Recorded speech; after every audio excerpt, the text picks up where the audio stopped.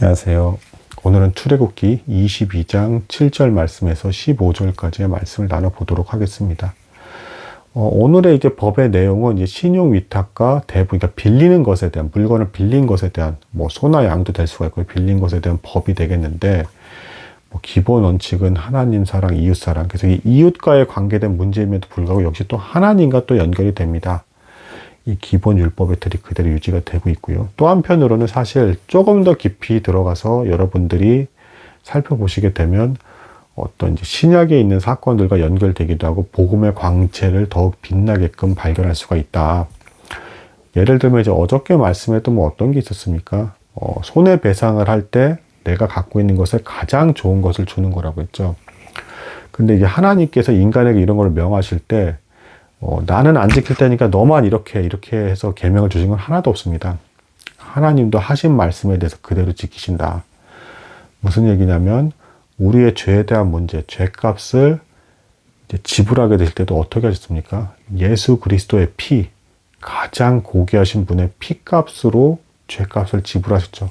하나님도 뭔가 배상을 할 때 가장 좋은 것으로 배상해서 우리를 구원하셨다라는 것입니다. 이런 형태로 율법을 보면서 복음으로 나아갈 수가 있고 또 그 안에 담긴 하나님의 사랑의 어떤 모습들, 그리고 물론 이제 죄에 대해서는 벌을 이렇게 내리라라는 모습도 있지만 사랑을 이루기 위해서 하시는 행위들이라는 것들을 우리가 발견할 수 있으면 더 큰 은혜를 누릴 수가 있다. 뭐 이렇게 볼 수가 있겠습니다. 오늘 내용에 있어서는 사실은 이제 본문 내용을 보시면 결국에는 맹세와 이제 연결이 됩니다. 이것도 이제 인간의 연약함을 일종의 인정하게 된 어떤 이제 본문이 되겠는데요. 뭐 이런 겁니다. 뭐 소나 양이 됐건 물건을 빌렸는데 만약에 도둑이 훔쳐갔다라고 합시다. 그래서 도둑을 잡았어요. 그럼 뭐 당연히 도둑이 배상하면 될 문제입니다.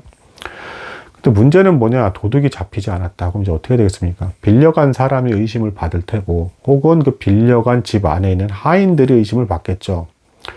이 상황에서는 이제 재판장의 어떤 권한이 있어서 재판장들이 다 이제 그 상황을 살펴봐가지고 범인을 또 잡으면 문제가 없는데 범인이 도무지 잡히지 않는다.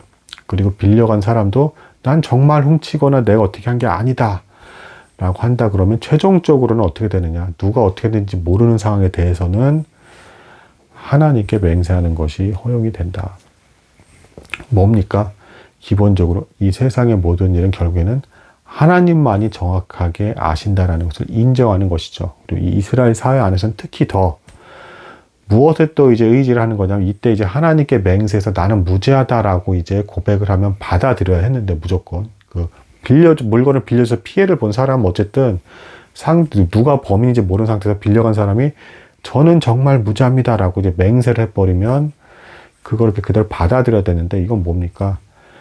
너가 설마 하나님께서 다 아신다라는 그런 기본 진리까지도 속이면서 거짓말을 하겠느냐. 네 양심이 그렇게까지 썩어서 심각하게 무패했느냐라는 것을 되물으면서 마침내는 네가 맹세까지 했으니까 우리가 믿겠다라는 어떤 이제 그 행위입니다. 그러니까 이제 뭐가 되겠습니까? 결국에는 기본적으로 이 세상 속에서 이제 이스라엘 백성들에게 주어진 이 법이 보여주는 건 뭡니까? 오늘날에도 법정에서 맹세나 선서를 하는 것에 대한 기원이 되기도 하는데요. 결국에는 하나님의 섭리하에서 악을 행한 자는 어떤 형태로든 벌을 받을 것이다 라는 것이 전제된 어떤 행위입니다. 하다못해 이제 결국은 지옥에 가게 될 것이라든가 혹은 뭐 하나님의 섭리하에서 네가 거짓말했으면 어떤 형태로든 다른 형태로 뭔가 벌을 받게 되는 것을 하나님께서 임하게 하실 것이다 라는 어떤 정의가 마침내는 반드시 이루실 것에 대한 어떤 사람들의 믿음이죠. 혹은 자자손손 대를 거쳐서 마치는 몇 대 후에라도 이 벌이 이 죄에 대한 어떤 결과가 후손에게라도 미칠 것이다 라는 것에 대한 어떤 일종의 믿음입니다. 실제로 이 죄가 어떤 그 연자제 형태로 그 다음 후대까지 하나님께서 작정하시고 그럼 네가 몇 대 후에라도 갚아 뭐 이런 형태로까지 적극적으로 벌을 내리시지는 않지만 뭔가 잘못된 어떤 불합리한 사건이 발생을 했을 때 이 성경을 계속해서 보면 반복적으로 보면 알 수 없는 섭리에 의해서 아주 다른 형태로서 이제 결국에는 인과응보가 이루어지는 것들이 계속 보여지게 됩니다. 죄는 그만큼 무서운 것이고 우리가 알 수 없는 형태로 악한 어떤 결과를 맺게 돼서 벌을 받게 만드는 것이죠.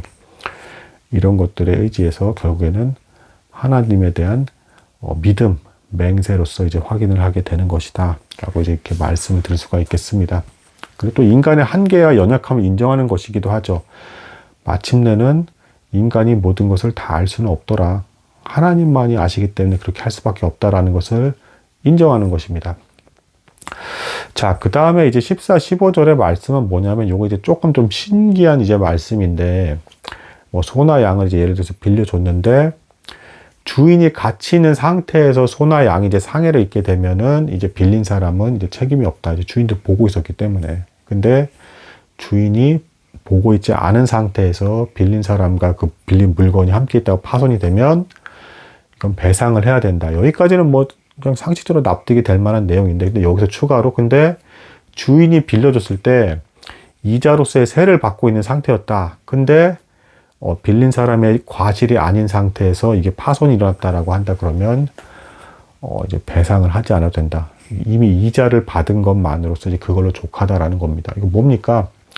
빌려주는 사람은 빌린 사람에 대해서 불쌍히 여겨라. 너가 이자를 이제 받는 상태로 빌려줬으면 이제 죄가 없이, 그러니까 빌린 사람의 죄가 없이 파손이 되게 되면 그것에 대해서는 너가 손해볼 각오를 해라 라는 것이죠. 그래서 이자 없이 빌려주는 것을 권장하는 겁니다. 특히 이제 이스라엘 사회는 이제 교회를 이제 상징하죠. 특히 같이 믿는 사람들의 사회 안에서는 이자를 빌려주지 않고 빌려주는 형태로 더욱더 사랑으로 베풀어 내 친척이라 생각하고 그렇게 빌려줘라 라는 것이 되겠습니다.